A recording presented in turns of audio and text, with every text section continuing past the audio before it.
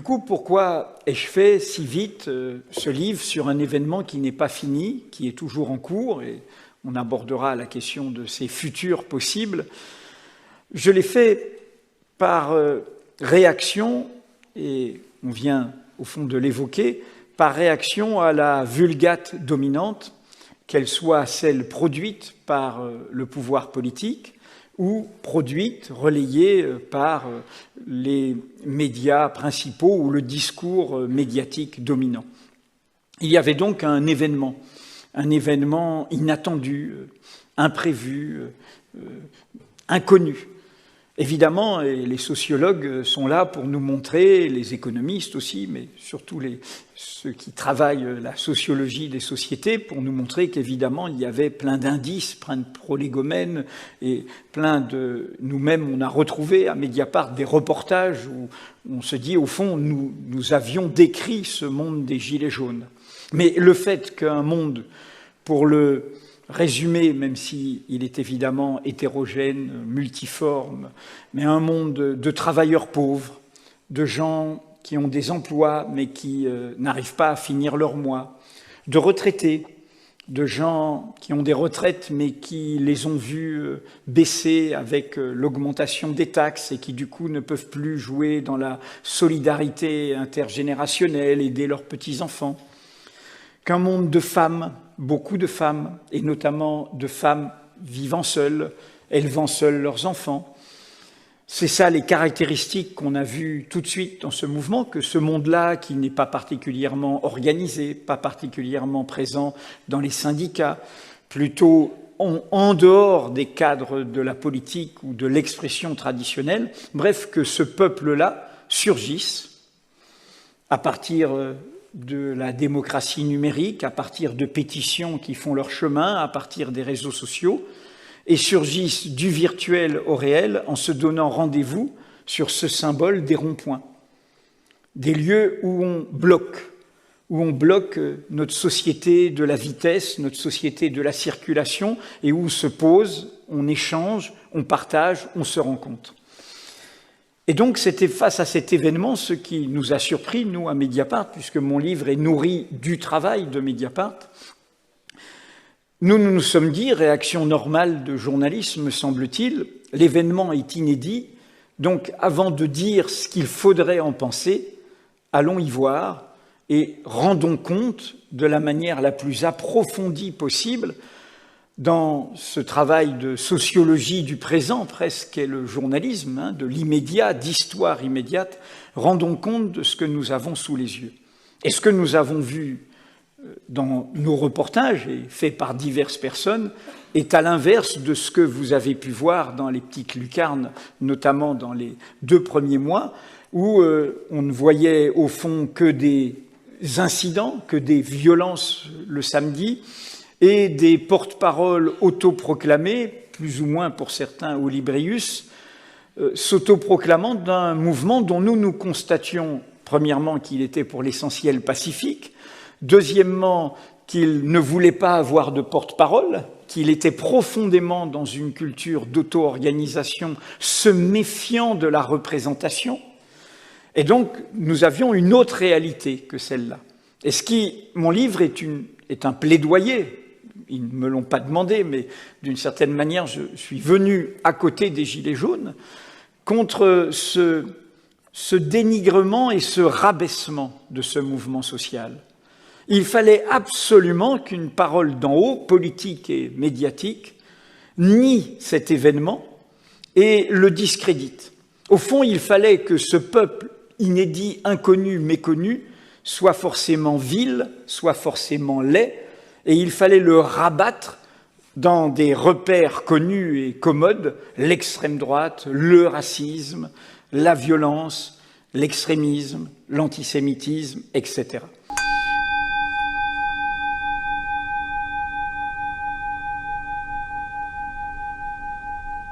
Comme je le dis dans le livre, nous n'avons pas de naïveté. Tout mouvement social et toute personne qui a participé à des mouvements sociaux, par exemple dans une entreprise, le sait bien, brasse la diversité du salariat, comme là, ça brasse la diversité du peuple.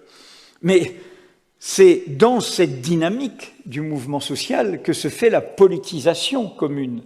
On peut se retrouver à ne pas mettre le même bulletin de vote, à avoir des préjugés et des oppositions culturelles profondes, mais se retrouver sur une cause commune qui fait qu'on fait chemin ensemble et que du coup on bouge. C'est ce qui se passe toujours dans un mouvement social. Et nous, ce qui nous a frappés, c'est que ce mouvement bougeait à l'inverse de la direction que lui indiquait le pouvoir, qui voulait absolument créer un face-à-face où il n'y ait que lui d'un côté et que l'extrême droite de l'autre. Ce que le clip de campagne électorale du parti d'Emmanuel Macron a tout de suite répandu pour les européennes, où c'est « vous n'avez pas le choix ». Vous n'avez pas le choix.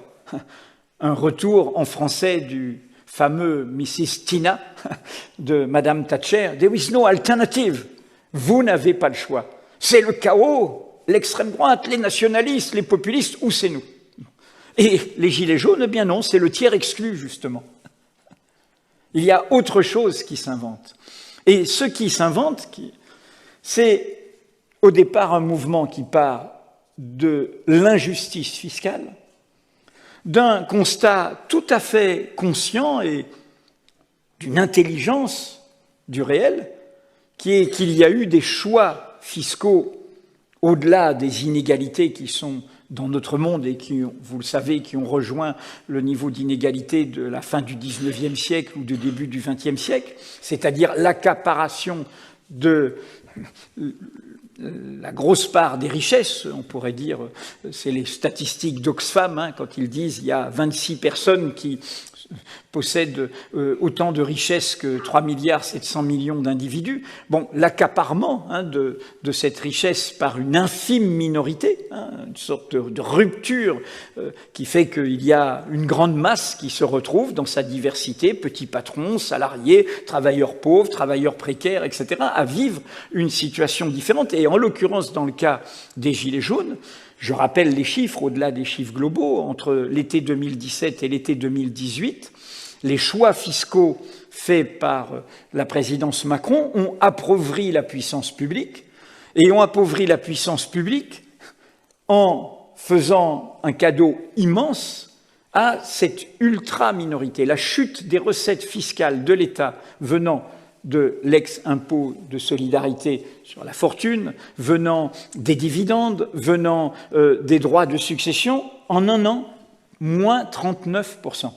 Moins 39%.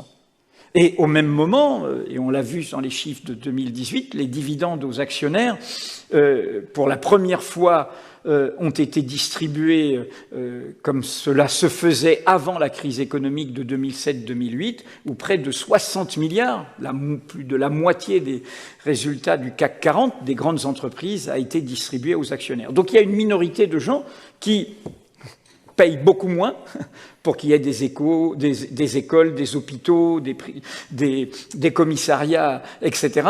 Et de l'autre côté, qui touchent beaucoup plus. Les Gilets jaunes sont partis de ça. De ce sentiment, et petite retraite, travailleurs pauvres, que eux, et tout ça est documenté depuis 2 décennies, que eux, voilà, ils perdent, ils ont moins, et que même la garantie du travail n'en fait pas des personnes qui peuvent vivre dans la sécurité, qui n'arrivent pas à finir leur mois. Mais de là, et j'en reviens à la dynamique, ce que je dis au tout début en citant Antonio Gramsci, je mets en face à face 2 citations de Gramsci. L'une que j'ai popularisée quand j'avais écrit « Dire non », et qui correspond à notre époque d'entre-deux, où Gramsci, au moment de la crise de 1929-1930, dit « La crise, c'est quand un vieux monde est en train de mourir et s'accroche.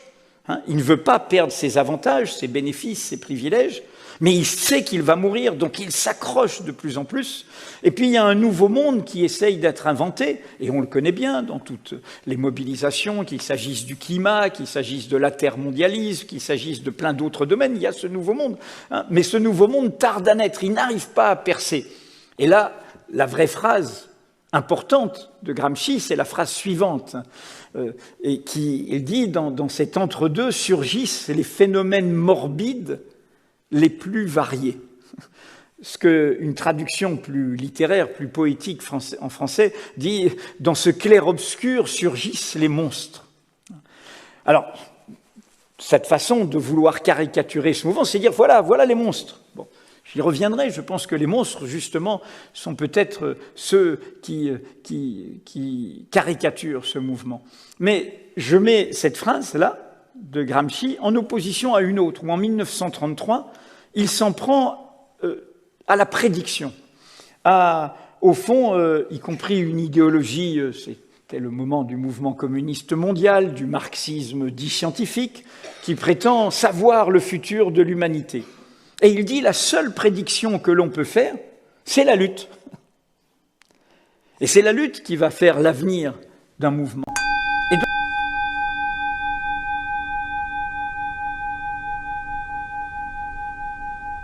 donc j'en reviens à notre constat que se défend dans ce livre, c'est que nous avons vu un mouvement qui partit d'une injustice fiscale et d'une contestation de l'inégalité fiscale qui n'est ni de droite ni de gauche, qui est comme ça et qui peut aller dans un sens ou un autre. Eh bien, ce mouvement s'est approfondi sur les questions sociales et sur les questions démocratiques. Les questions sociales, d'abord. Les Gilets jaunes ont tenu, parce que prendre quelques porte-paroles autoproclamés, ce n'est pas parler des Gilets jaunes. Parler des Gilets jaunes, c'est prendre le temps d'aller à leurs assemblées, lire leurs documents, lire leur élaboration collective, les écouter. Première assemblée des Gilets jaunes à Commercy, 70 délégations.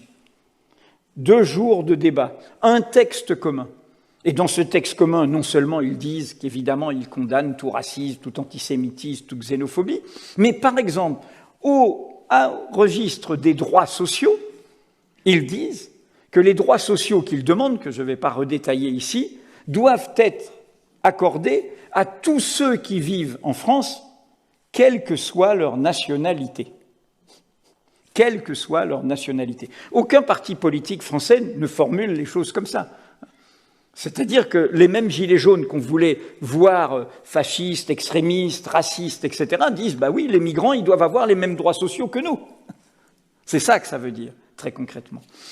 Et l'assemblée future des assemblées aura lieu à Saint-Nazaire ce week-end. De 70 délégations, on est passé à 300. Il y aura 300 délégations pendant 3 jours, vendredi, samedi, dimanche, à Saint-Nazaire, vieille ville ouvrière, de tradition ouvrière, chantier naval. Et là, on voit à nouveau comment se crée une convergence. Alors, de cette question sociale, ils sont en effet passés à la question démocratique. On ne trouve pas, en effet, je suis d'accord, bien sûr, on ne trouve pas dans tous les textes des Gilets jaunes ou les expressions des Gilets jaunes la question explicite du présidentialisme. Mais on trouve toujours la question de la confiscation du pouvoir. Ce sentiment que la volonté de tous est confisquée par le pouvoir d'un seul, ce qui est au fond la définition du présidentialisme français. C'est une monarchie élective. C'est la tyrannie douce dont parlait Tocqueville dans un chapitre de la démocratie en Amérique. Il disait la démocratie, ça peut être le fait que tous les 7 ans, on demande au peuple de choisir son maître et ensuite on lui dit de revenir en servitude avant de le reconvoquer 7 ans plus tard. Et il y a ce sentiment-là, c'est évidemment ce qui revient en boomerang sur Emmanuel Macron. Emmanuel Macron a été élu par manque de choix, par absence de choix, par contrainte face à l'extrême droite, sur un socle au premier tour de la présidentielle de 18% des électeurs inscrits. Et quand il est venu à Mediapart 2 jours avant son élection au second tour, nous lui avons dit « mais là, vous allez être obligé par la nature de votre électorat, à en tenir compte. Cet électorat n'a pas voté pour votre programme. Et donc, si vous êtes élu sur cette base, une démocratie vivante vous oblige à tenir compte de la diversité de cet électorat. Ce n'est pas un chèque en blanc. Et la suite, vous la connaissez, il fera exactement l'inverse. Sur cette question du présidentialisme, il est intéressant, y compris en analyse géopolitique des mouvements sociaux, de voir comment les Gilets jaunes, dans les 2 premiers mois, se sont imposés non seulement dans leur agenda revendicatif, mais dans leur agenda urbain, en allant dans des territoires que les mouvements sociaux habituels n'occupaient pas. L'ouest de Paris. C'est pas République, Nation, Bastille. C'est l'ouest de Paris. Les beaux quartiers, mais surtout les quartiers du pouvoir. Aller chercher, comme Emmanuel Macron a dit dans l'affaire Benalla, le vrai responsable, c'est moi, eh bien, ils sont venus le chercher. Et c'est là qu'est intervenue la grand-peur. Ce sentiment, en effet, qu'il y avait une dynamique de ce mouvement qui allait taper au cœur comme la clé de voûte de ce qui fait qu'une situation intenable tient.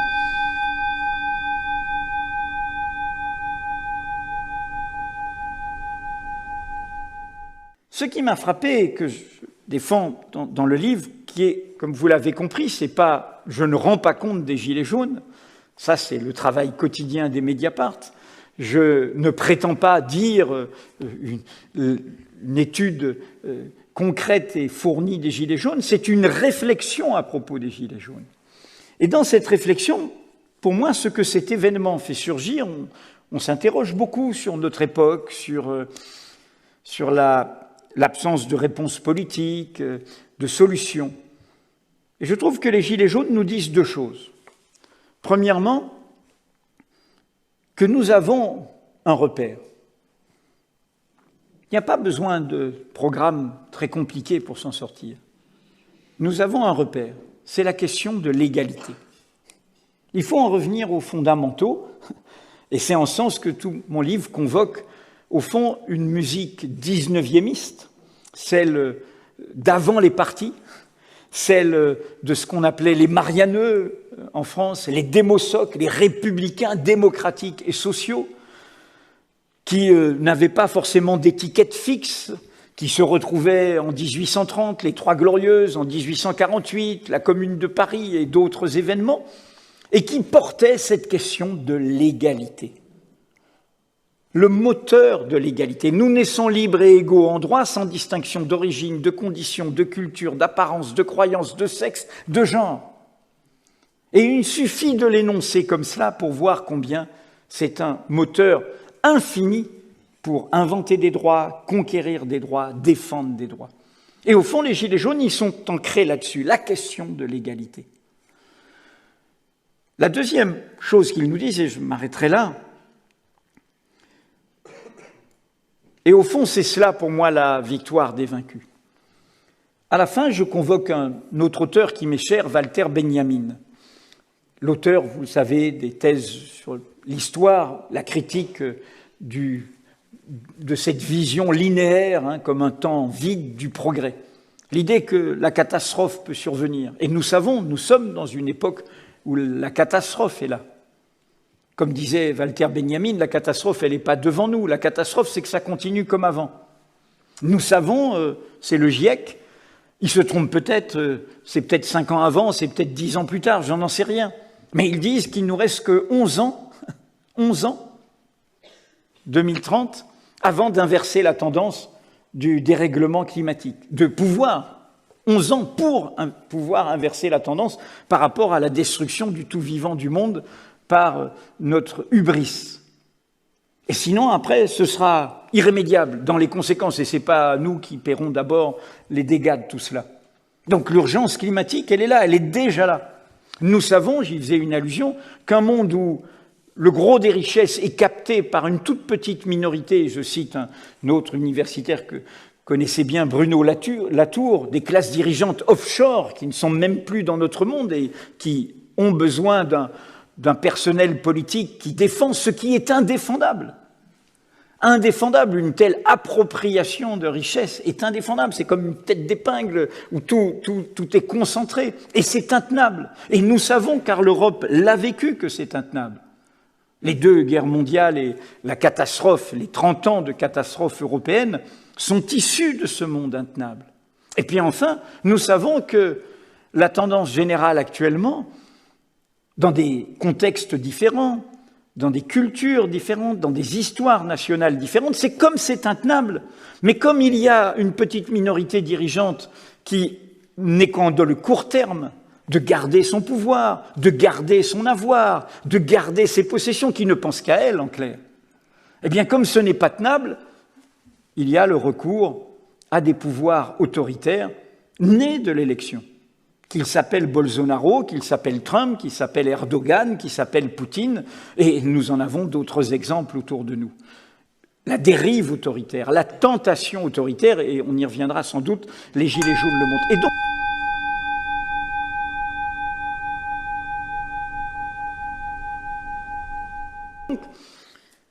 quel est l'événement pour moi des Gilets jaunes, sans pouvoir dire, on en parlera à son futur? Benjamin rappelle que Marx disait « les révolutions sont les locomotives de l'histoire ». Voilà, il y en a toujours et il y en aura toujours depuis des révoltes et puis des... etc. Et Benjamin lui dit « non, non, il se trompe.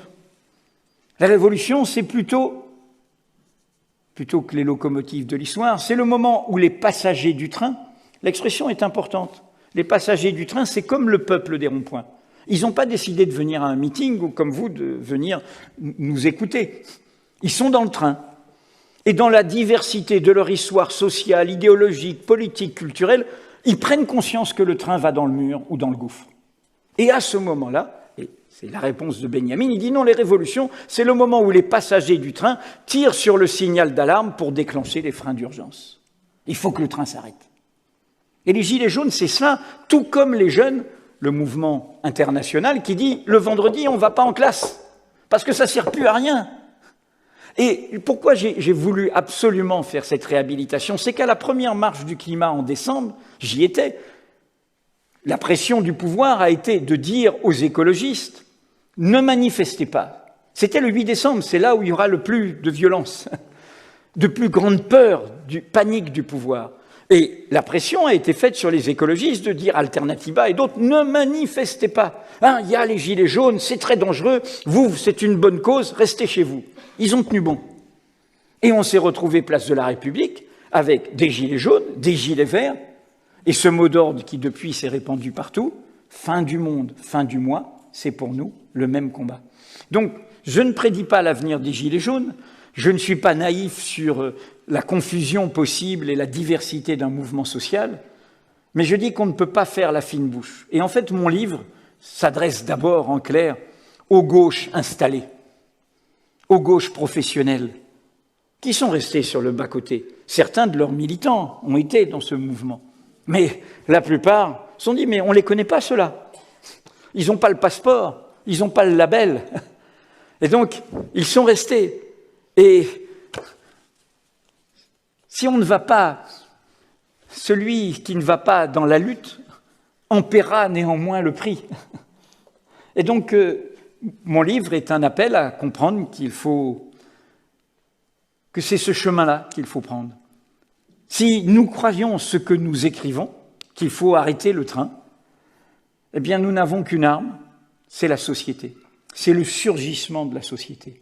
Le surgissement, évidemment, le plus pacifique possible, mais si en face cela résiste, il est inévitable que cela oblige à des confrontations.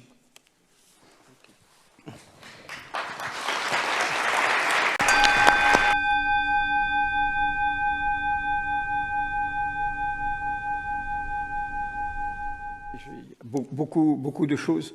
Je pense que ce qui unifie ce mouvement, c'est la demande confuse, plus ou moins précise, puisqu'il y a quand même des propositions précises, y compris, j'en donne une, hein, tout le monde a entendu parler du référendum d'initiative citoyenne, mais il y en a par exemple une qui est de dire il faut reconnaître le vote blanc comme un vote en tant que tel, et ajouter que si le vote blanc est majoritaire, l'élection est annulée, et ceux qui se sont présentés à l'élection ne peuvent pas se présenter à la suivante. Du coup, moi, je me mets à rêver, en tant qu'anti-présidentialiste acharné sur toutes les présidences françaises, considérant que c'est le cœur de la dévitalisation de la démocratie française, pas le fait qu'il y ait un président, le fait qu'il y ait un absolutisme présidentiel. Je me dis, bah tiens, pour la prochaine élection présidentielle, on va appeler à voter blanc, et si le vote blanc est majoritaire, on va appeler à annuler l'élection. Je rigole, mais... Donc, c'est la question, et en effet, je suis bien sûr d'accord, en France, la clé de voûte de cette question de la représentation vue comme une confiscation, c'est le pouvoir présidentiel, qui a déteint sur tout le reste. Je rappelle que la majorité parlementaire en France, théoriquement, un député est un député de la nation, quelle que soit son étiquette. Il est là pour voter la loi et pour contrôler le pouvoir exécutif. En France, on parle de quoi? Majorité présidentielle. Et quand le président dit, rappelez-vous, affaire Benalla l'été dernier, à ses députés, « faut pas aller m'embêter sur Benalla », la commission d'enquête Benalla de l'Assemblée est sabordée. Et donc, les députés ne font pas leur travail de contrôle de l'exécutif. C'est le Sénat où les oppositions sont majoritaires qui prend le relais. On pourrait continuer les exemples. La justice, la séparation des pouvoirs. Le parquet n'est pas indépendant en France. Et on nous disait, c'est pas trop grave s'il n'y a pas d'instruction personnelle. C'est dans le passé, on a modernisé. Mais il faut qu'il y ait une politique pénale, donc le parquet n'est pas indépendant. Je rappelle, les Français aiment bien moquer, regarder d'en haut les Italiens. En Italie, le parquet est indépendant et c'est bien pour ça qu'on a conscience du pouvoir de la mafia. Dans une alliance entre les magistrats, la société, les journalistes, sur la prise de conscience de ce qui peut corrompre une démocratie. En France, non. Et du coup, qu'est-ce qui se met en scène avec ce pouvoir? Il y a des procédures pour nommer les hauts magistrats. Il y a un conseil supérieur de la magistrature. Il y a une sorte de collégialité. 3 candidats pour le poste essentiel de procureur de la République de Paris. Reçus, ce qui est inhabituel, par la garde des Sceaux, par le Premier ministre, pour bien montrer qu'ils dépendent du pouvoir exécutif. Mais ce sont les 3 candidats choisis par leur père. La liste arrive sur le bureau du président, le président raye les 3 noms et dit non, ça ne me va pas, j'en veux un à moi. Et il va chercher un autre nom en poste au ministère de la Justice, qui est le procureur de la République qui agit actuellement, celui qui a donné des consignes pour des détentions arbitraires. Gardez des gens, même si vous n'avez rien à leur reprocher, même si c'est classé sans suite, gardez-les en garde à vue pour les empêcher de manifester. Nous avons révélé que des officiers de police judiciaire protestaient contre ça, et c'est le même qui a fait la fameuse tentative de perquisition à Mediapart. Donc, il y a un lien entre la dévitalisation de notre système démocratique, le discrédit, dont témoigne l'augmentation, évidemment, des abstentions, etc., et ce présidentialisme. Et donc, pour moi, c'est ça qui est au cœur des Gilets jaunes. Bien sûr, c'est une critique de la représentation. Mais dans cette critique de la représentation, c'est une demande de démocratie délibérative. Et qui renoue, et c'est pour ça qu'elle dérange tout le monde politique, quelles que soient ses étiquettes, qui s'est converti à cette Ve République. Je me suis amusé, il se trouve que j'ai retrouvé ce texte après avoir fini ce livre. En France, il y a des avenues Ledru-Rollin. Ledru-Rollin est l'homme qui a porté le suffrage universel masculin en 1848. Et puis, quand la Deuxième République s'est retournée contre les travailleurs, les journées de juin 48, la répression des travailleurs des ateliers nationaux, il était à la gauche démocratique et sociale de l'Assemblée, et donc il était en dissidence. Il est parti en exil avant le Second Empire. Et qu'est-ce qu'il fait dans son exil? Un texte intitulé « Plus de présidents, plus de représentants ». Contre le premier président, c'est pour ça que les républicains n'aimaient pas élire un président au suffrage universel, puisque le premier élu au suffrage universel, encore une fois masculin, c'est celui qui va tuer une république, le futur Napoléon III. Mais il dit plus de présidents, plus de représentants. C'est un symbole de la République, il y a ces avenues partout. Il pose cette question qu'a posée David Van Reybrouck. Et on le voit en acte. Vous connaissez cet intellectuel néerlandophone belge qui a écrit ce livre traduit en français avec un titre un peu provocateur, « Contre les élections », en disant « mais nous avons une crise de la démocratie représentative ». Et si nous avons une crise, c'est peut-être parce que nous avons une vision très pauvre de la démocratie, qui serait que la démocratie, c'est choisir des représentants. C'est un écosystème autrement complexe, la démocratie. Et donc, quelque part, Emmanuel Macron, un peu comme Louis XVI, le plus jeune président, pas le pire forcément, etc., incarne au fond la nécrose de ce système-là. La nécrose d'un système qui, du coup, est pris de panique. Est pris de panique au point, par rapport à cette idée que la démocratie est un écosystème, d'en saper les bases.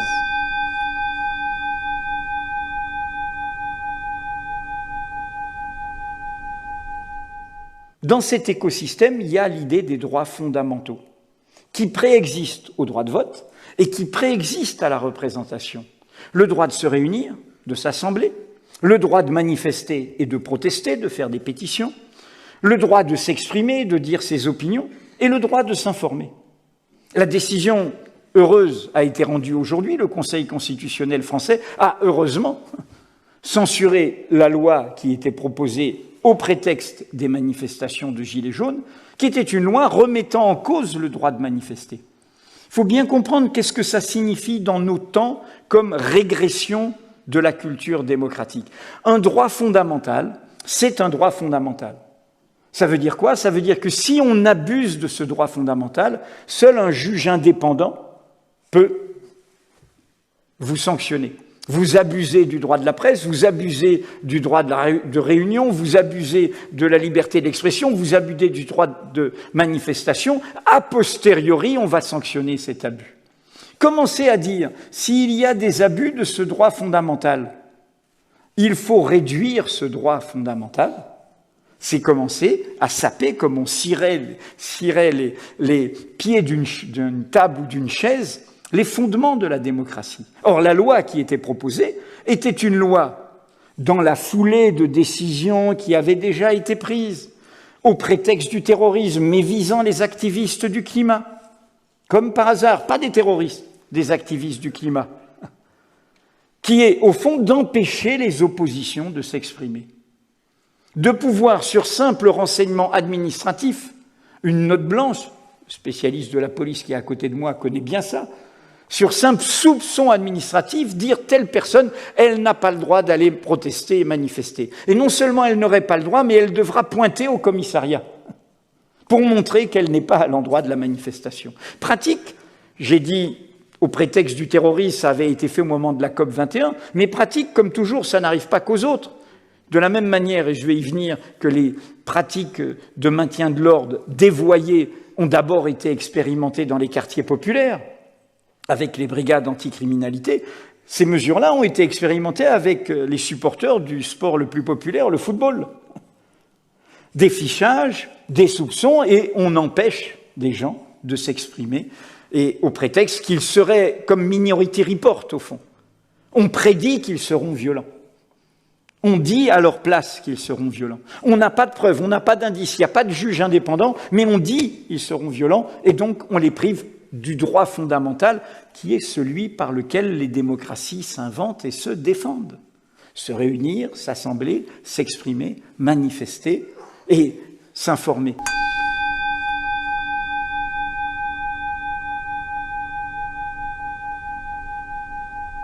Et donc, nous sommes face à un pouvoir qui a, par sa morgue, a ajouté à tout, quelque part, est devenu le symbole de tout cela. Et de ce point de vue, dans le discours de haine sociale très profond, qui, je le rappelle dans le livre, qui rappelle beaucoup de milieux au moment de la Commune de Paris, il y a eu un dispositif presque de guerre sociale. On a documenté ça. Jamais on n'a vu un maintien de l'ordre dévoyé en répression d'un mouvement social sur une telle durée, d'une telle ampleur. On en est à 2000 condamnations. On en est à 23 éborgnés. On en est à 5 mains arrachées. Et on en est à une femme décédée par le tir d'une grenade lacrymogène qu'elle a reçue dans son appartement.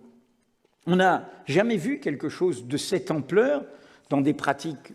Le meilleur spécialiste est à mes côtés, donc je vais pas insister, mais de pratiques de guerre sociale contre un mouvement. Et avec le recours, non pas à des professionnels du maintien de l'ordre, mais des professionnels du saute-dessus, comme on dit en langage policier, c'est-à-dire ces brigades anticriminalité avec des équipements d'une police qui est équipée en armes de guerre, de fait, dites non létales, mais qui en fait font des dégâts tout à fait irrémédiables, et avec des conflits internes assumés par le pouvoir politique, au cœur de la haute administration. Le préfet de police parisien qui a été débarqué n'est pas du tout un révolté, est un homme vraiment qui a fait beaucoup de gouvernements conservateurs, mais il lui-même était réticent à aller jusque-là. Et donc, voilà ce que je voudrais vraiment souligner, parce que hier on a fait, à propos de cette loi manifestation, vous pouvez retrouver sur YouTube en accès libre ou sur Mediapart si vous êtes abonné, on a fait 3 heures autour de cette question de la répression des mouvements sociaux. Et en illustrant ce que vous disiez, c'est-à-dire comment, autour de la façon dont le pouvoir a réagi, se crée la convergence. Ce pouvoir, dans une culture démocratique, avait tous les moyens de trouver sa respiration, d'atterrir. Comme je dis souvent, j'enjolive un peu, le général de Gaulle avait une pratique plus démocratique de ses institutions que ses successeurs. Après mai 68, ça a duré mai-juin 68, 2 mois, il a utilisé les 5 armes à sa disposition. Grenelle, on discute, et bon, on ne donne pas d'en haut les mesures qui sont tombées en décembre, qui sont des mesures que les organisations syndicales n'avaient jamais réussi à obtenir, qui sont bonnes pour la croissance. Seuls les Gilets jaunes ont réussi à obtenir ces mesures. Mais là, c'est une autre démarche de dire on discute. Et on décide, en l'occurrence, en mai 68, le SMIC, le salaire minimum, a été augmenté de 35%. Petite parenthèse, il vient d'être augmenté de 22% en Espagne. Et la croissance espagnole ne s'en porte pas plus mal. Donc on fait un Grenelle social. Deuxièmement, on dissout l'Assemblée. Et on rejoue la donne électorale. Troisièmement, on change de gouvernement et de Premier ministre. Quatrièmement, on fait un référendum. Et cinquièmement, le président lui-même peut s'en aller, voire se représenter s'il veut. De Gaulle a fait les 5, il ne s'est pas représenté, mais il a fait les 5 en moins d'1 an. Là, aucune respiration démocratique. Pire que ça, non seulement cet entêtement dans le discours et dans le discours de guerre sociale et pratique de guerre sociale, c'est ce que j'explique à propos des violences, mais cette histoire du grand débat qui se termine théoriquement cette semaine, il y a en France, grâce au combat écologique, et je pense qu'il y a des procédures comme ça en Suisse qui a une longue tradition de démocratie plus complexe que la nôtre, il y a en France une commission nationale du débat public. C'est né des grands projets qui peuvent avoir des conséquences sur l'environnement. Il faut consulter les populations, voir ce qui se passe. De ça, c'est passé à d'autres domaines. En novembre, le pouvoir se dit, il faut peut-être que je fasse quelque chose. Donc début décembre, il contacte la présidente de cette instance qui est une autorité administrative indépendante. Il y en a 25 en France. On est en France. Elles sont néanmoins nommées par le pouvoir exécutif. Tout en étant indépendantes, elles sont nommées. Il se trouve que la présidente de cette instance, ancienne ministre sous la présidence de Nicolas Sarkozy, est une femme indépendante. Il la contacte en lui disant « On voudrait que vous animiez à titre personnel ce grand débat. » Elle dit « Non, moi je suis garant d'une institution indépendante et il y a des règles pour un débat. » Des règles de transparence, des règles d'égalité, des règles de neutralité. C'est pas vous qui allez faire les questions et les réponses. 1 mois de tension. Elle nous a tout donné, on l'a révélé, les mails, les réunions, etc. Elle refuse, elle tient bon. Et du coup, finalement, ils décident d'organiser eux-mêmes ce grand débat, contrôlé par des ministres, etc. Il y aura, pour les chercheurs de demain, quelque chose à aller voir, parce que derrière la vision du grand débat, qui est une campagne électorale sur fonds publics du président lui-même, avec d'ailleurs un paradoxe, là, on fait de la psychologie politique, là où le mouvement social pose la question du pouvoir personnel de manière confuse, pas forcément dans une critique théorisée du présidentialisme, que fait Macron? Il en rajoute dans la personnalisation. En faisant une performance, regardez, il tient 7 heures, il tient 8 heures, il abaille belle même à quelques intellectuels de cours. Bon, regardez, quelle performance physique. Et il appelle tout le monde mes enfants. Et il dit les enfants. Hein, et il dit, c'est moi qui garde la parole ou qui donne le micro, etc. Et il fait, bon, sans note, il sait tout, il a un avis sur tout. Et il dit beaucoup de choses, y compris factuellement fausses, hein, factuellement fausses en termes de vérification des faits. Et donc, cette façon de mettre en scène en rajoute. Hein, et ce grand débat n'arrive pas à atterrir. Ce grand débat n'a rien à voir avec une respiration démocratique. Et au même moment, se crée au contraire une convergence. Exactement ce que vous avez dit. Finalement, on a le même sort. Finalement, on est concerné. Nous, on a été très surpris à Mediapart lors de notre festival. On a, pareil, c'est une vidéo, on a fait un débat sur les Gilets jaunes. On avait un représentant, jeune avocat du travail de Rouen, très classique, très normand, disant qu'il avait voté Sarkozy en 2007. J'ai aucune raison de me retrouver là-dedans. Et de l'autre côté, une porte-parole Gilets jaunes de Rungis, c'est là où il y a les Halles, issue de l'immigration, qui était venu avec tous ses amis des quartiers populaires, l'un cheminot, l'un travaillant au Halles, qui était là. Et donc il y a quelque chose qui est en effet un être pour soi, qui commence à se créer, une conscience d'un peuple ou d'une classe, c'est-à-dire d'un peuple qui n'a que lui, que son travail, etc., pour se défendre. Et là, vraiment, c'est vraiment ce qui se passe pour moi.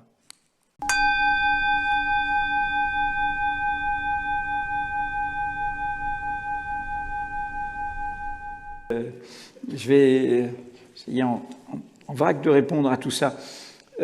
Peut-être que le terme conscience de classe est trompeur, parce qu'il nous ramène tout d'un coup au XXe siècle, aux partis, aux avant-gardes, exactement. Alors que je pense que c'est ça le chamboule-tout. Les Gilets jaunes tombent dans un moment de chamboule-tout général, hein, dont a profité par accident Emmanuel Macron, avec ses dynamiques mouvementistes qui existent pour le meilleur ou pour le pire, hein. Et nous sommes dans la préhistoire de ça. Regarde, mon propos dans le livre, c'est de dire pour arriver à avancer et à ne pas être dans le rétroviseur, il faut se libérer du XXe siècle. De ces formes classiques qui nous ont fait croire qu'il y avait des avant-gardes autoproclamés propriétaires du bien commun, des experts et des sachants propriétaires du bien commun, et qui sont partagés un peu partout. D'où la crise de la représentation, d'où l'idée qu'autre chose s'invente, d'autres formes. Ça prend du temps, ça a des raccourcis, ça a des surgissements comme un volcan qui explose. Bon, c'est la taupe de Marx, hein, c'est ça. Hein. Je rappelle que la taupe, elle est aveugle et elle est hémophile, donc elle est très fragile. Puis par moment, il y a quelque chose qui se passe, hein, et qui invente, et qui crée du réel, crée une nouvelle réalité. La victoire des vaincus, c'est ça. Peut-être que tout cela sera vaincu.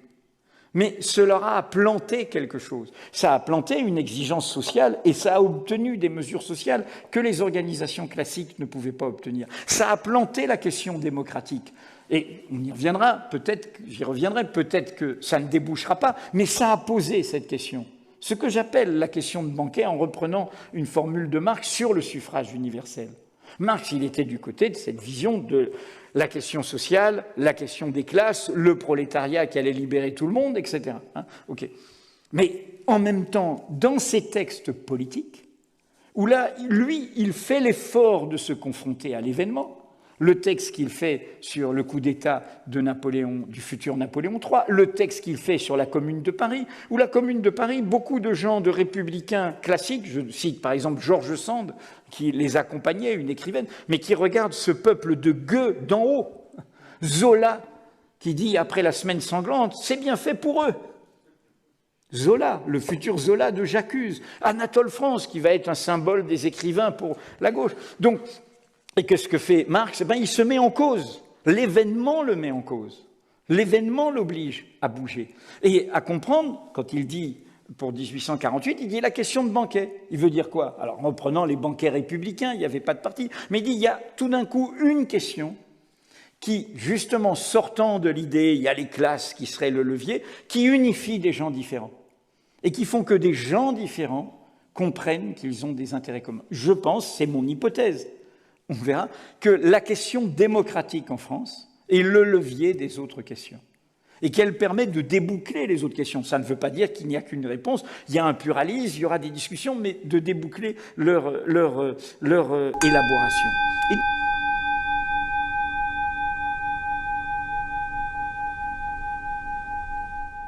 De ce point de vue, ce qui me frappe, les Gilets jaunes parlent de famille. C'est le cas de celui qui a été éborgné, leur porte-parole, Rodriguez. Il dit la famille. Il a lancé ça. Quand on va dans nos reportages, dans la vitalité qu'il y a eu des ronds-points, découvre des gens qui disent, y compris au moment des réveillons, il dit « j'ai jamais eu un réveillon comme ça ». Tout d'un coup, une nouvelle sociabilité. On dit, les gens, dans les rapports sociaux, les enquêtes sociologiques, ils sont isolés, ce monde d'entre-deux, entre la grande ville et la campagne, c'est ça qui donne le vote d'extrême droite, les peurs, la xénophobie. Et bien, tous ces gens, à un moment, ils ne sont pas restés chez eux, ils ont fait ce mouvement, ils se sont parlé. Et ils se sont parlé avec un ressort. Et ça, je crois, et c'est en sens qui est revenu en pleine figure pour Emmanuel Macron, la question de la dignité. Le sentiment d'avoir été humilié. Pas seulement humilié concrètement par les mesures économiques et leurs difficultés qui s'accumulent et qui ne font que s'accumuler, malgré leur espoir né du chamboule-tout électoral précédent, mais humilié le peuple de Gaulois réfractaires au changement. Ces gens qui ne sont rien et qu'on croise dans les gares. Moi, un boulot, je vous le trouve, je traverse la rue et je vous le trouve. Et donc ce sentiment, en effet, d'une petite classe dirigeante qui ne comprend rien, qui n'a aucune empathie, aucune sensibilité. Je rappelle que la Déclaration universelle des droits de l'homme, celle qui est commune de 1948, a mis la dignité avant les droits. Nous sommes égaux, naissent égaux, en dignité et en droit. Cette question de la dignité. Et si elle est piétinée, elle peut donner du ressentiment, mais elle peut donner aussi de la beauté qui est on se mobilise ensemble autour de cette question démocratique. Voilà, et je termine sur le prédictif. Je l'ai dit, je dis les journalistes sont interdits de futur, autrement ils ne verraient pas l'événement.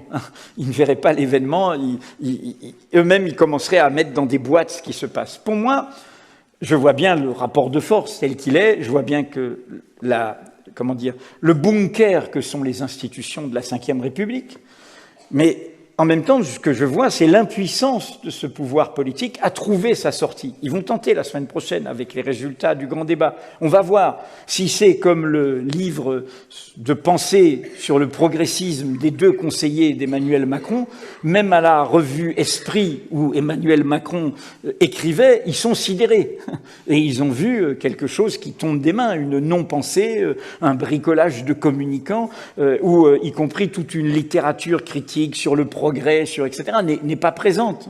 Fabien Escalona en a très bien rendu compte sur Mediapart. Et donc, je ne sais pas, mais je m'interroge sur deux choses. Qu'est-ce qui se passe au cœur de l'État? J'ai le sentiment d'une décomposition. J'ai le sentiment, la décision du Conseil constitutionnel, qui n'est pas particulièrement progressiste, le montre sur le droit de manifester. J'ai le sentiment de quelque chose qui grippe. J'ai le sentiment d'une tête d'épingle, comme on le voit d'ailleurs avec tout l'entourage d'Emmanuel Macron qui quitte l'Élysée, etc. Ça, c'est un premier élément. Mais le deuxième élément, et là, moi je parle de ce qui est notre responsabilité. Nous, notre boussole, c'est le droit de savoir. Et je crois à l'événement. Pas seulement l'événement inattendu, mais l'événement que parfois on peut créer. L'affaire Cahuzac crée un événement sur l'évasion et la fraude fiscale. En Suisse, vous avez un peu plus parlé de l'affaire Bettencourt parce que ça concernait L'Oréal, un peu de Nestlé et puis des comptes en Suisse. Mais d'ailleurs, Cahuzac aussi, mais il était parti au Luxembourg, à Singapour. Mais je crois à l'événement. Et si nous arrivons à trouver le vrai nœud de l'affaire Benalla? Je crois à l'événement. C'est la première fois que nous voyons une affaire qui est profondément une affaire d'État, c'est un dérèglement de l'État. Cette présidence est entrée en crise depuis ce moment-là. Depuis ce moment-là, comme un caillou dans la chaussure qui grossit et qui fait qu'on n'arrive plus à bien marcher, qu'on clopine. C'est là où on a vu Emmanuel Macron dire, toujours ce discours de 28 juillet, « Nous avons une presse qui ne cherche plus la vérité ». Antiphrase exceptionnelle d'un président de la République, gardien de la Constitution, qui dit, au fond, « Je crains la presse qui va trouver la vérité ». Et nous accumulons les révélations. Toutes les semaines ou à peu près, les passeports diplomatiques, le contrat russe, les oligarques russes, la violation du contrôle judiciaire, les violences répétées et pas seulement à la contrescarpe. Bon, ça s'accumule, mais c'est la première enquête où nous accumulons tout ce puzzle, mais la pièce centrale, on ne sait pas quelle est sa forme. Je ne sais pas pourquoi cette présidence s'est entêtée à soutenir Alexandre Benalla. Je ne sais pas. Et vous savez, c'est très populaire chez les Gilets jaunes. Il y a des chansons comme des carmagnoles autour de l'affaire Benalla. C'est un symbole. Pourquoi c'est un symbole? C'est un symbole de l'injustice par rapport à la justice. Il y en a de plus égaux d'autres, et selon qu'on est puissant ou misérable, enfin vous connaissez l'histoire. Mais c'est même un symbole originel comme une résonance. C'est quoi le départ de l'affaire Benalla qui a dû être réglé dès le lendemain par son licenciement et son départ de l'Élysée? Un conseiller tout à fait proche, monsieur sécurité du président de la République, se fait passer pour un policier et estime qu'il a le droit de violenter, d'arrêter, de bousculer, de malmener des opposants politiques. Et il n'y a pas eu un mot de condamnation. Quand le Sénat rend son rapport, et nous n'avons jamais vu ça, l'ensemble de la garde rapprochée, mais jusqu'au Premier ministre, jusqu'au président de l'Assemblée, dit que le Sénat fait de la politique, que le Sénat fait un coup d'État, alors qu'il ne fait que respecter la séparation des pouvoirs, et en l'occurrence le contrôle du pouvoir exécutif. Pourquoi ce lien? Quelle est la bombe atomique qu'il y a derrière ce lien? Peut-être qu'on ne le trouvera pas, mais peut-être que si on le trouve, il y aura un petit effet de souffle. Voilà.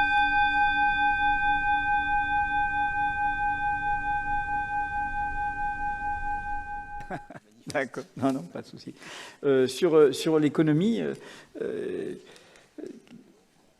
ce qui est plutôt souligné, notamment par les économistes de l'OFCE, l'Observatoire français des conjonctures économiques, c'est que les mesures obtenues fut-elle considérée comme insuffisante par les Gilets jaunes en décembre, c'est le discours du 10 décembre, l'adresse à la nation d'Emmanuel Macron, ces mesures vont avoir un effet très positif sur la croissance française et sur la dynamique de l'économie française. En clair, elles contredisent les choix qui ont été faits, qui, à l'inverse, n'avaient pas du tout l'effet, notamment, par exemple, de ruissellement.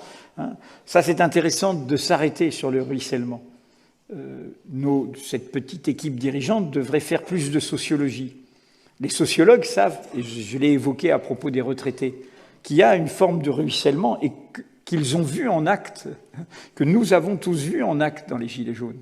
Quand les retraités se voient ponctionnés sur la CSG en France, tout d'un coup, les petites retraites diminuent, et tout d'un coup, une solidarité intragénérationnelle, où on pourrait dire les gens des 30 Glorieuses aident les enfants, leurs petits-enfants issus des 30 Piteuses, eh bien, on a eu plein de témoignages de gens qui disent « Mais moi, j'ai plus assez d'argent à la fin du mois de ma retraite, je ne peux plus emmener mes petits-enfants au cinéma, je ne peux plus les prendre de la même manière, je ne peux plus, etc. » Cette question-là existe. Donc, pour l'instant, contre une vulgate, je dirais, idéologique, qui est celle qu'a mis en pratique ce pouvoir, profondément dans une sorte d'aveuglement idéologique sur les choix économiques, qu'on a vu d'ailleurs dans l'annonce du grand débat. Ne pas rendre interdit dans le grand débat de rediscuter de quel taux d'imposition des plus grandes fortunes, au fond, quel partage des richesses. J'ai cité l'exemple du SMIC tout à l'heure, et de cela. Donc voilà plutôt... Sincèrement, bien sûr, il y a sans aucun doute un impact comme ça, en partie sur le tourisme. Bon, mais on verra ce qu'il en sera cet été, puisque la France est une des premières destinations mondiales de tourisme. On verra. Bon, ce sont rien n'est mesurable. Ce qui est plutôt mesurable, encore une fois, c'est plutôt une dynamique qui est aussi une dynamique potentiellement positive pour tout bêtement les liens de solidarité d'une société. Et l'économie, c'est aussi ça. La confiance dans l'économie, c'est aussi cela. Deuxièmement, l'Algérie. Il n'y a pas seulement d'ailleurs l'Algérie, nous ne prêtons pas assez attention à tout ce qui se passe dans les Balkans, que chroniquent nos amis du Courrier des Balkans qui travaillent avec nous, hein, où il y a beaucoup de mobilisation citoyenne et de surprise. Alors là, c'est pas les Balkans, mais vous avez vu qu'en Slovaquie, la présidence, c'est une présidence comme je les aime, c'est pas celles qui ont des pouvoirs, mais donc le pouvoir exécutif est tenu par le Premier ministre, mais c'est une présidente surprise. Mais vous avez vu qu'il y a aussi ce comédien en Ukraine. Il y a des dynamiques comme ça. Nous vivons dans des contextes toujours très différents. Le fait que chaque révolution industrielle qui accélère notre rapport au temps, qui réduit notre espace, donc la machine à vapeur, l'électricité, le numérique, elle est grosse d'une révolution démocratique, ou si ce mot fait peur, d'une refondation démocratique, d'une extension démocratique. Ce sont des questions qui sont au cœur de ça. Alors, ça n'est pas automatique, hein, progrès, régrès, et les régressions peuvent tout aussi bien arriver, et c'est ce qui s'est passé dans les précédentes révolutions industrielles. Donc nous sommes dans cette tension. L'histoire de l'Algérie est passionnante de ce point de vue. L'Algérie est à la fois un pays très politisé, un peuple très curieux de la politique. Je rappelle que la moitié de la population a moins de 30 ans. Un peuple qui a une grosse histoire politique à la fois glorieuse et martyre, l'indépendance et la décennie noire. Un pouvoir qui est imbriqué à tout cela et qui, du coup, tout en étant confiscatoire, est lié à sa société. Il n'a pas coupé les réseaux sociaux par rapport à l'Égypte. Donc les réseaux sociaux fonctionnent. Et n'oubliez pas, dans la dynamique des Gilets jaunes, justement, les premières manifestations contre le 5e mandat de Bouteflika, elles sont interdites. Les imams dans les mosquées, comme c'est le vendredi, ont comme consigne de dire aux fidèles « n'allez pas manifester ». Et elles ont lieu tout de même. Et là, crise interne, problème interne, âge du capitaine, tout ce que vous voulez, parce que c'est une boîte noire, le pouvoir algérien, il n'y a pas répression. Il n'y a pas répression. Du coup, le peuple prend courage, et du coup se passe, parce que ce serait ça le vrai événement en France, se passe tout d'un coup la massification de cette mobilisation. Et tout d'un coup, c'est tout un peuple, ce sont des millions de gens qui étaient dans la rue. Et avec l'originalité et la fierté du peuple algérien, l'humour, etc. Et à nouveau la place des femmes. Et à nouveau la place des femmes, très importante dans cette mobilisation. Et donc, voilà, moi je dis souvent, voilà, il y a quelque chose que les Gilets jaunes devraient reprendre, parce que justement, c'est ne pas se minoriser, mais c'est aussi dialectique, c'est comment le pouvoir passe en face. Et de ce point de vue, l'histoire en Algérie, rappelez-vous l'Égypte, hein, 2 ans, hein, 2011, 2013, le coup d'État du maréchal, rappelez-vous la Syrie, hein, 2 ans pacifiques, avant que... Donc on ne sait pas comment cela va se passer, hein, c'est toujours... Et ce qui est intéressant, c'est la solidarité justement des possédants. Comme pour les révolutions arabes, nos dirigeants ne saluent pas cet événement, ils en ont peur.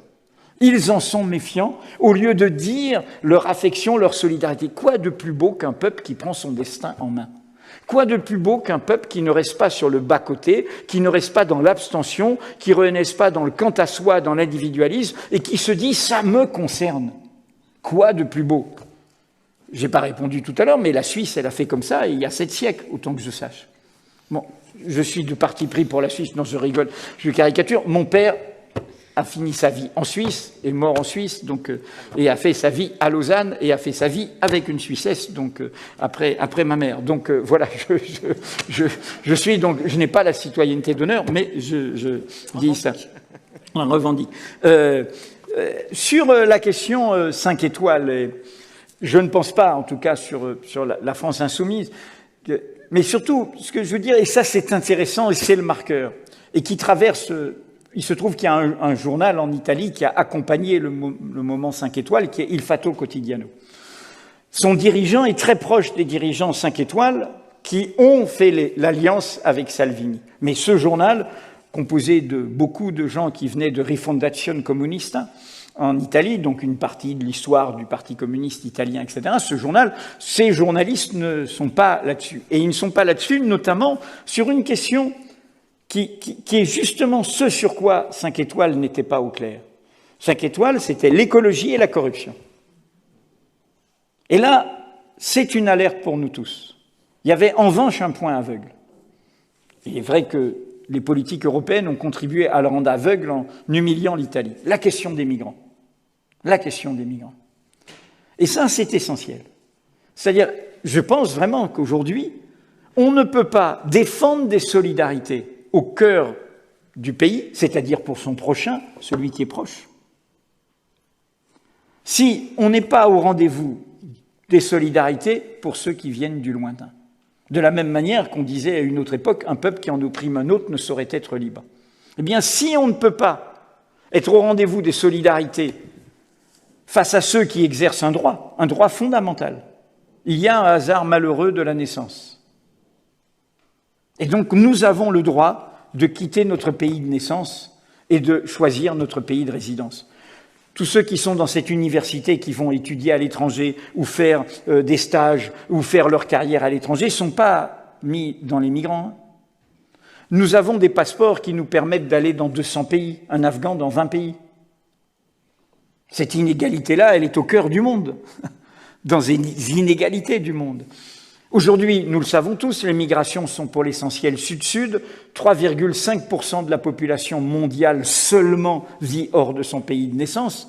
Donc dire qu'un continent comme le nôtre, riche comme le nôtre, ne peut pas, et n'a pas été, hélas, au rendez-vous d'une humanité qui n'est pas la misère du monde, qui est la jeunesse du monde, et qui est jetée aussi, non seulement par les guerres, non seulement par les désordres climatiques, mais par son désir du monde. Son désir du monde. Et donc, dans l'histoire de 5 étoiles, il y a le fait de ne pas être clair là-dessus. Ma réponse est que, justement, la France insoumise, y compris dans des clarifications récentes en son sein, des départs, des gens qui sont partis, qui, eux, n'étaient pas au clair là-dessus. Et elle s'est plutôt recalée sur cette position de la solidarité et de l'accueil. Enfin, avant un petit mot final, sur les Black Blocs. Ce qui est très intéressant dans l'histoire des Black Blocs, ça a été trop peu souligné, avant qu'il y ait le gros événement récent, le Fouquet's, etc., où, vous l'avez dit, en effet, les Black Blocs sont très organisés et dans une logique politique explicite. On ne s'en prend pas aux personnes, on s'en prend à des symboles matériels, immeubles d'une société de consommation, de finances, etc., les banques, etc., voilà, où les lieux de grand commerce, de luxe ou de grande consommation. Black Bloc, dont la sociologie est intéressante, quand c'est pas eux qu'on retrouve dans les comparutions immédiates, ils se sont autrement organisés. On retrouve des primo manifestants gilets jaunes, pour l'essentiel, comme dans les blessés. Mais il y a eu un événement intéressant, trop peu souligné. Un des courants des Gilets jaunes, celui de Priscilla Ludowski, celle qui avait fait la première pétition sur les taxes sur le carburant, qui est celle aussi qui dialogue avec les écologistes, qui est celle qui a fait la marche des femmes. Eh bien, ils ont vu les Gilets jaunes, les Black Blocs. Et du coup, alors, dans l'anonymat des Black Blocs, ils ont envoyé un questionnaire aux Black Blocs. Et c'est très intéressant de lire ce texte où les Black Blocs répondent, là où ils ne voudraient pas répondre à des journalistes, etc., ils répondent aux Gilets jaunes. Et sur la théorisation de leur action, comment ils font, etc. Donc, évidemment que le pouvoir essaye de s'en saisir pour faire écran. Mais en l'occurrence, la fameuse journée du Fouquet's et du kiosque à journaux, il s'est passé plein d'autres choses. La réalité de cette journée n'était pas les violences. La réalité de cette journée était les convergences. 3 cortèges ont convergé. Un cortège gilet jaune, un cortège marche du climat, fin du mois, fin du monde, c'est pour nous le même combat, et un cortège quartier populaire sur les violences policières. Ce qui vous arrive avec les LBD, c'est ce qui nous arrivait dans l'indifférence générale et qui continue à nous arriver. Les trois. Voilà ma réponse. Enfin, ce que je voulais dire, c'est au fond... Ce livre, au fond, c'est une invitation à la réflexion sur notre époque à partir de cet événement et de cet inattendu. Et je voudrais dire juste ce qui est au cœur de la conclusion de ce livre. Je crois que dans le moment d'incertitude qui est le nôtre, nous devons parier sur l'improbable. Nous devons parier sur l'événement et l'inattendu. C'est l'image du signal d'alarme. Parce que on n'a pas le temps. Et parce que, en fait, il faut se le dire, c'est pour ça qu'il faut sortir de repères anciens. Nous sommes devant une crise de civilisation. Crise économique, crise écologique, crise démocratique, mais les civilisations sont mortelles. Et surtout des civilisations connectées, ça a été beaucoup documenté par des historiens sur Rome, sur une civilisation de l'âge de fer qui était à l'est de la Méditerranée. C'est toujours connecté les civilisations, même quand il n'y a pas le téléphone, même et du coup, comme c'est connecté, quand il y a un court-circuit, ça peut s'effondrer. Et nous sommes dans ce moment-là. Et donc tout ce qui mettra à l'agenda du débat public, ce qu'en haut ils ne veulent pas entendre, est une bonne nouvelle. Et quel est le meilleur exemple, encore une fois, que ce qui est admis, même si c'est démenti par leurs actions concrètes, qui est la question climatique. La France est un pays où il y a une décennie qui avait pignon sur rue, au point d'être un temps ministre et de trôner à l'Académie des sciences, ministre de l'Éducation et de la Recherche, un climato-sceptique radical, Claude Allègre. Le refus, ce discours que vous entendez chez Trump ou chez Bolsonaro, où le ministre des Affaires étrangères de Bolsonaro a dit « le réchauffement climatique, c'est un complot marxiste ». Sikh, voilà. Bon, donc, qu'est-ce qui s'est passé sur la question climatique? Il s'est passé qu'une jeunesse a mis à l'agenda cette chose, au point qu'aujourd'hui, même s'ils font des politiques économiques qui sont contraires, c'est le sens de la démission de Nicolas Hulot. Nicolas Hulot démissionne sur les conflits d'intérêts et les lobbies, mais sur le fait de dire la politique économique qui est menée est contraire à cet objectif. Elle n'est pas compatible avec cet objectif.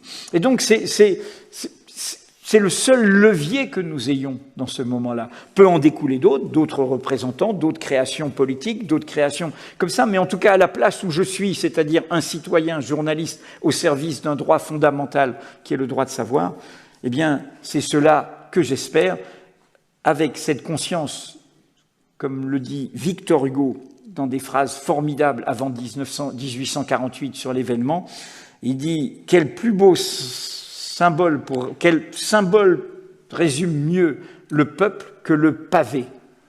On marche longtemps dessus avant qu'un jour il vous tombe sur la tête. » Voilà.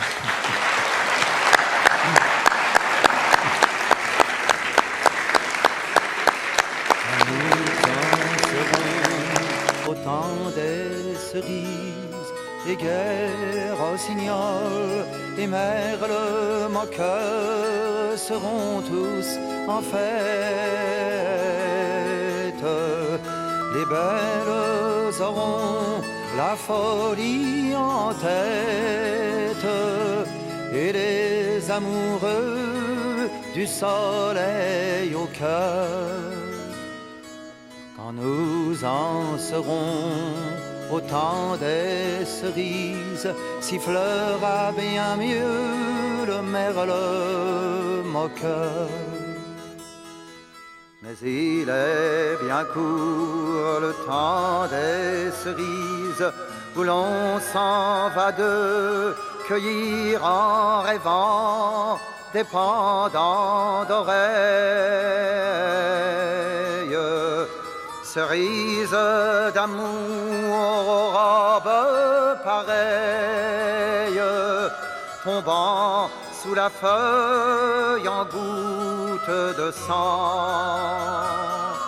Mais il est bien court le temps des cerises, pendant de corail qu'on cueille en rêvant.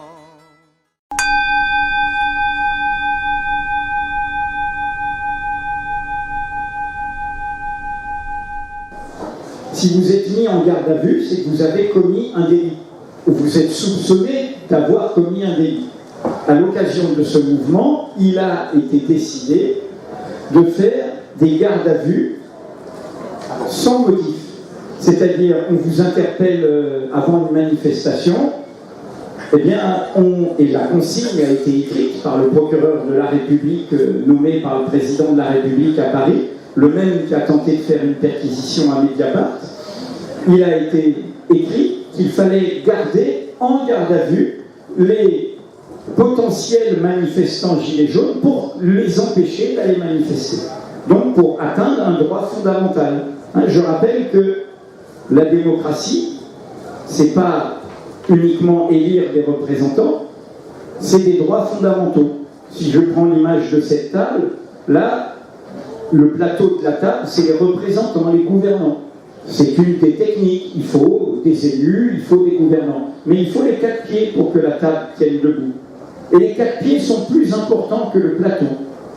Il faut la liberté de dire, il faut la liberté de se réunir, il faut la liberté de manifester, de protester, et il faut la liberté de s'informer. Ça, ce sont des droits fondamentaux plus essentiels. Et donc, on en revient à la justice sur la question de ce droit de protester, y compris il y a eu une tentative de remettre en cause le droit de manifester, qui a été en partie bloquée par le Conseil constitutionnel. Il y a eu une justice répressive, et en effet, c'est moins visible dans les images, parce que c'est pas filmé comme les violences policières illégitimes, de la part de la justice, comme on n'a jamais vu.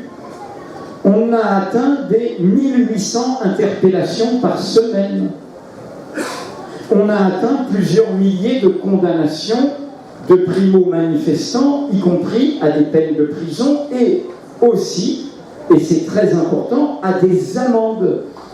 Quand on voit redescendre, même si le mouvement est toujours là, la présence des gilets jaunes, ne pas oublier qu'il y a beaucoup de gilets jaunes qui se retrouvent à devoir payer des sommes qu'ils n'ont pas.